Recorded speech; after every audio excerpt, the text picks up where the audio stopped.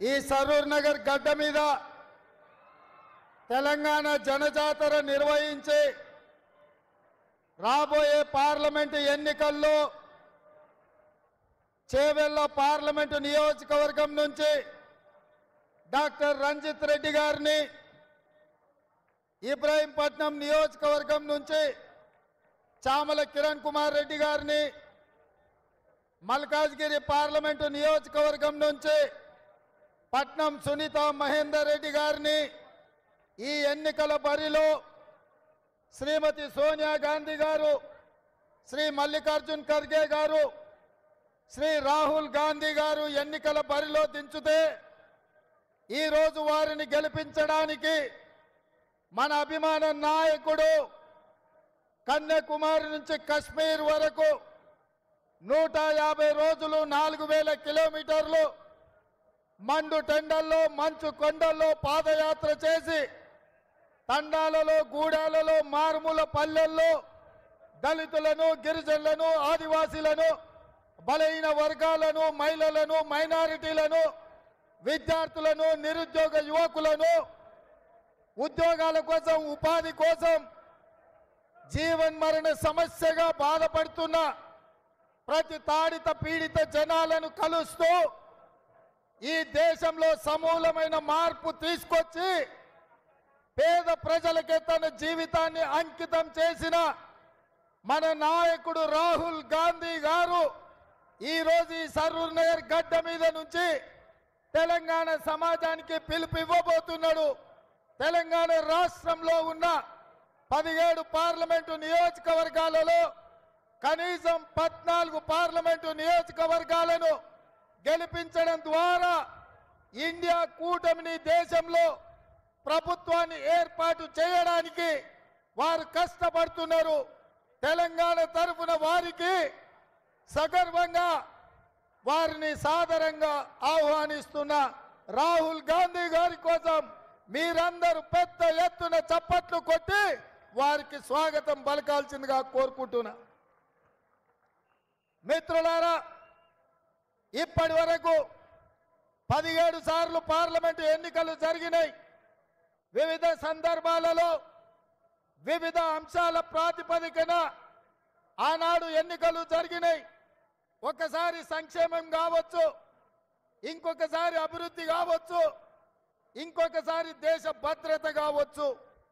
కానీ 18వ లోక్సభ ఎన్నికలు మన యొక్క జీవన్ మరణ సమస్య ఈ దేశంలో డాక్టర్ బాబాసాహెబ్ అంబేద్కర్ గారు, మహాత్మా గాంధీ గారు అందించిన రాజ్యాంగమే ఈరోజు ప్రమాదంలో పడ్డది.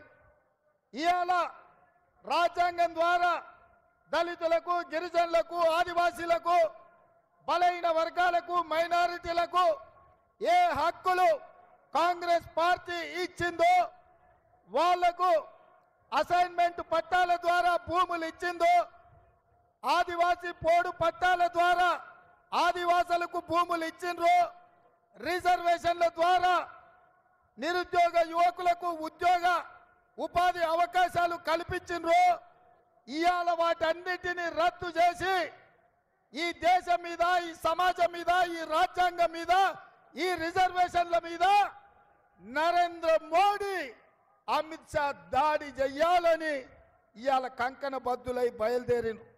అందుకే మిత్రులారా, 1980లో జనతా ప్రభుత్వం ఈ దేశంలో సంక్షోభం ఎదుర్కొంటున్నప్పుడు ఆనాడు శ్రీమతి ఇందిరాగాంధీ గారు మన తెలంగాణ నుంచి, మన మెదక్ పార్లమెంటు నియోజకవర్గం నుంచి ఎన్నికల బరిలో దిగి ఆనాడు వాళ్ళందరినీ ఓడించి రాజ్యాంగాన్ని కాపాడి తెలంగాణ ప్రాంతాన్ని అభివృద్ధి చేసిరు.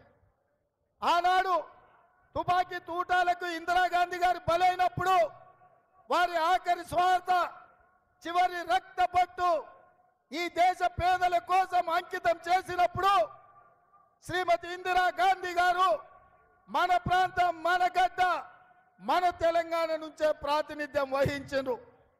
ఇవాళ అందుకే ఇందిరాగాంధీ గారి మనవడు, తెలంగాణ ప్రదాత సోనియమ్మ కొడుకు మళ్ళీ రాజ్యాంగం ఈరోజు ప్రమాదంలో పడ్డది.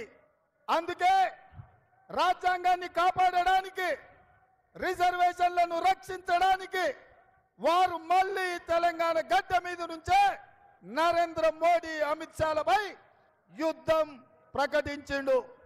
ఈ యుద్ధంలో తెలంగాణ బిడ్డలు రాహుల్ గాంధీ గారి పక్కన నిలబడాలి. 60 సంవత్సరాల ఆకాంక్ష, 1200 మంది బిడ్డల ఆత్మ బలిదానాలతో, సోనియమ్మ ఉక్కు సంకల్పంతో ఆంధ్రప్రదేశ్లో పార్టీ నష్టపోయి కేంద్రంలో అధికారం కోల్పోయి తెలంగాణలో ఒడిదుడుకులు ఎదుర్కొన్న సోనియమ్మ తెలంగాణ రాష్ట్రం ఇచ్చింది. ఆ తెలంగాణ ఇచ్చిన సోనియమ్మ బిడ్డ ఇవాళ మన దగ్గరకు వచ్చిండు. మిత్రులారా, ఇవాళ మనమందరం ఏకమై 4 కోట్ల ప్రజలు రాహుల్ గాంధీ గారికి అండగా నిలబడి ఈ రాజ్యాంగాన్ని రక్షించి రిజర్వేషన్లను కాపాడే పోరాటంలో మనం వారికి వెన్ను దన్నుగా నిలబడాలి. మన అందరి బాధ్యత అని ఈరోజు మీకు అందరికీ గుర్తు చేస్తున్న మిత్రులారా, ఇవాళ నిన్న మొన్న బీజేపీ నాయకులు, నిన్న ఒక పార్లమెంట్ సభ్యురాలు తెలంగాణకు వచ్చి మాకు 15 సెకండ్లు ఇస్తే ఈ దేశంలో ఉన్న మైనార్టీలను తుదమిట్టిస్తామని మతాన్ని రెచ్చగొట్టే విధంగా మాట్లాడింది.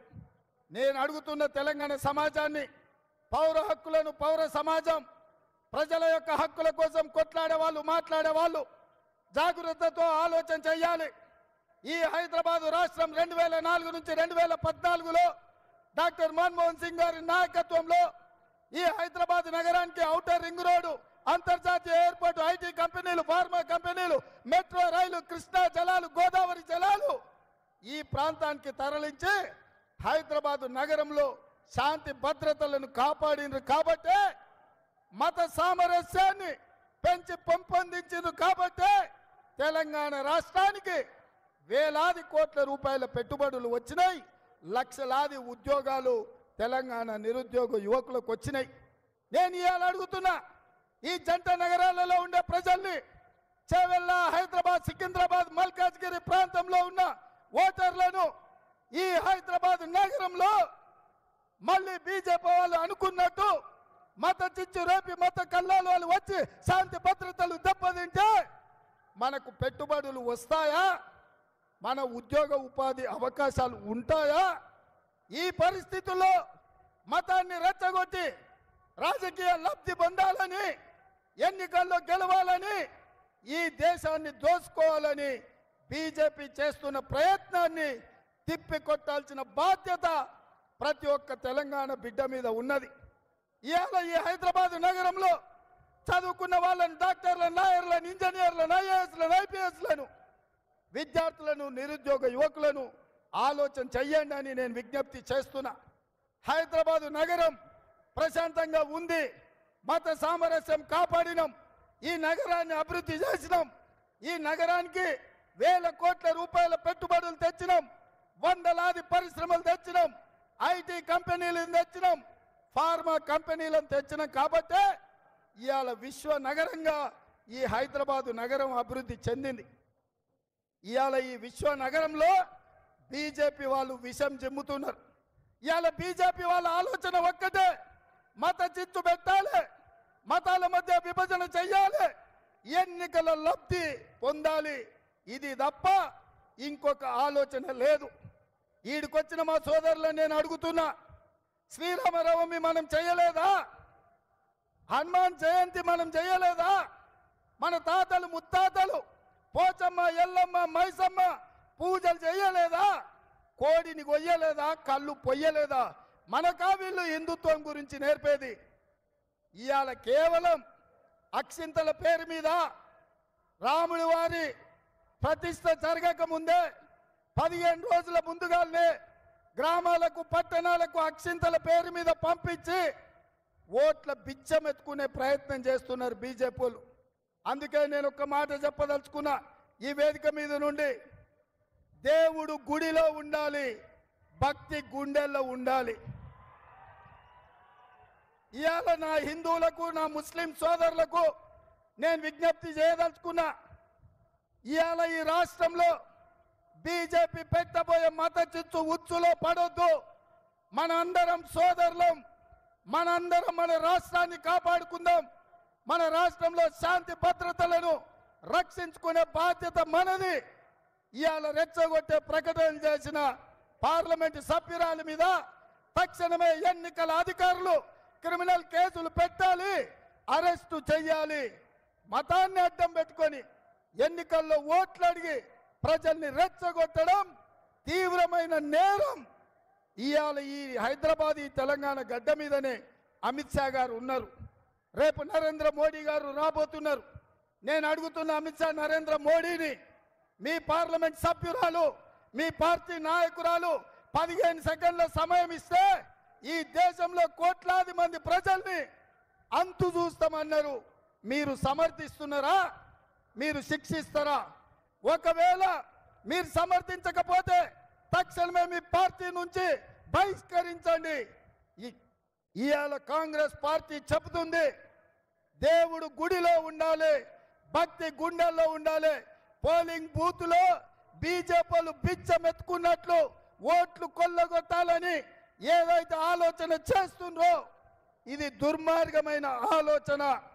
అందుకే మిత్రులారా, బీజేపీని తిప్పి కొట్టాలి, బీజేపీని ఎన్నికల్లో ఓడించాలి. ఇవాళ ఆనాడు సోనియమ్మ ఖమ్మంలో ఉక్కు కర్మాగారం ఇచ్చింది, కానీ బీజేపీ మాత్రం మనకు గాడిద గుడ్డిచ్చింది. వరంగల్లో రైల్వే కోచ్ ఫ్యాక్టరీ సోనియమ్మ మనకిస్తే నరేంద్ర మోడీ గాడిద గుడ్డిచ్చిండు మనకు. ఇవాళ ఐటీఐఆర్ కారిడార్ సోనియమ్మ మనకిస్తే నరేంద్ర మోడీ గాడిద గుడ్డిచ్చిండు. అందుకే మిత్రులారా, ఇవాళ మిమ్మల్ని అడగదలుచుకున్నా, మీరు నాతో పాటు నేను బీజేపీ ఏమిచ్చిందంటే గాడిద గుడ్డిచ్చిందని మీరు అనాలి, మోడీ ఏం తెచ్చిందంటే గాడిద గుడ్డు అని మీరు అనాలి. సిద్ధమేనా? సిద్ధమేనా? సిద్ధమేనా? సిద్ధమేనా? బీజేపీ ఏమిచ్చింది? నరేంద్ర మోడీ ఏం తెచ్చిండు? బీజేపీ ఏమిచ్చింది? నరేంద్ర మోడీ ఏం తెచ్చిండు?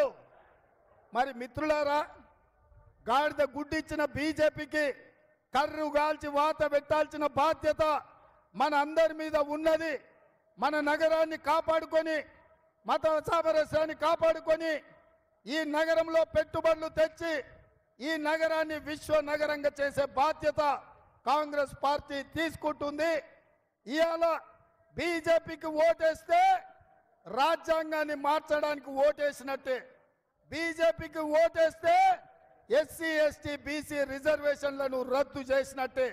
అదే కాంగ్రెస్ పార్టీ రాహుల్ గాంధీ గారి నాయకత్వానికి ఓటేస్తే రాజ్యాంగాన్ని రక్షించడానికి ఓటేసినట్టు, రిజర్వేషన్లను పెంచడానికి ఓటేసినట్టు. అందుకే మీరందరూ మనమందరం రాహుల్ గాంధీ గారి నాయకత్వంలో పని చేయడానికి, కాంగ్రెస్ పార్టీని గెలిపించడానికి మనందరం సిద్ధం కావాలి. మీరందరు సిద్ధమేనా? సిద్ధమేనా? గట్టిగా, ఇంకా గట్టిగా, ఇంకా గట్టిగా ఢిల్లీకి వినిపించాలి, ఢిల్లీ మోడీ గుండెలు ఎదరాలి. సిద్ధమేనా? సిద్ధమేనా? సిద్ధమేనా? సిద్ధమేనా? జై కాంగ్రెస్, జై జై కాంగ్రెస్. హస్తం గుర్తుకే, హస్తం గుర్తుకే. చేవెళ్ళ పార్లమెంటు నుంచి డాక్టర్ రంజిత్ రెడ్డి గారు మన అభ్యర్థి, భువనగిరి పార్లమెంట్ నియోజకవర్గం నుంచి చామల కిరణ్ కుమార్ రెడ్డి గారు మన అభ్యర్థి, అదేవిధంగా మల్కాజ్గిరి ఏ పార్లమెంటు నియోజకవర్గం నుంచి నేను ఎన్నికైనో, ఏ ఎల్బీ నగర్ నుంచి నాకు 30,000 మెజారిటీ ఇచ్చి గల్లీ నుంచి ఢిల్లీకి ప్రశ్నించే గొంతుగా పంపించారు. ఆ పార్లమెంటు నుంచి పట్నం సునీత మహేందర్ రెడ్డి గారు అభ్యర్థులు, ఈ ముగ్గురిని అత్యధిక మెజారిటీతో గెలిపించాల్సిందిగా మీకందరికి విజ్ఞప్తి చేస్తూ మీ అందరి దగ్గర సెలవు తీసుకుంటున్న మిత్రులారా, జై కాంగ్రెస్. ధన్యవాదాలు మిత్రులారా. ఇప్పుడు మన భారత అఖండత గురించి, భారత ప్రధానిగా కావడానికి కన్యాకుమారి నుంచి కాశ్మీర్ వరకు భారత్ జోడో యాత్ర